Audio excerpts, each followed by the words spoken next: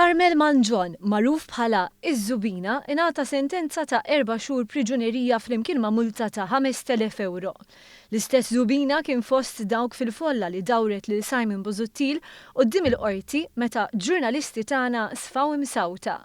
U wkoll bniedem li fl-attivitajiet tal-Partit Nazzjonalista jidher jieħu ritratti u saħansitra jiltaqa' mal-membri tal-grupp parlamentari. Iż-Żubina kien akkużat li sellef b'mod illegali lil ċertu Marvin McKay u li għeddet li se juża l-vjolenza kontrih jew inkella kontra l-proprjetà tiegħu. L-istess bniedem li kien instab ħati ta' qtil ta' Spanjol fl-1975 wara li aktar kmieni kien instab ħati ta' attentat ta' qtil. L-istess bniedem li weħel 6 xhur sospiżi wara li għeddet li l-eks deputat nazzjonalista Jeffrey Policino Orlando li se joqtlu u li d-deputata Deborah Xkembri.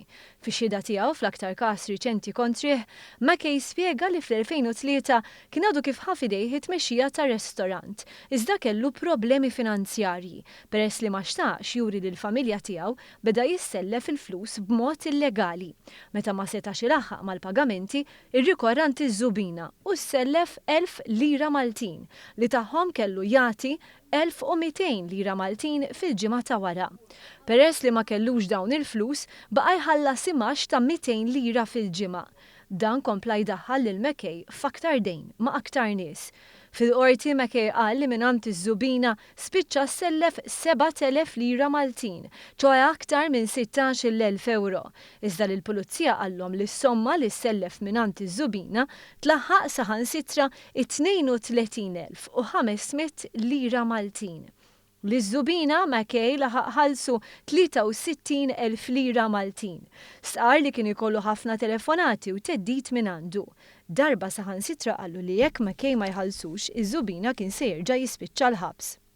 Iż-Żubina kien spiss imur ir-restorant ta' McKay. Xut qal li ra lil McKay jagħti 500 lira liż-Żubina qabel jitlaq f'mill-inqas 3 okkażjonijiet.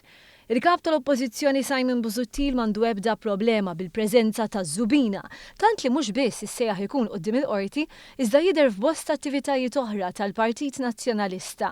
Nifhmu li Manjon se jkun qed jappella s-sentenza. Filwaqt li kien għaddej ġmielu jikteb fuq Facebook dwar il-politika onesta ta' Simon Busuttil.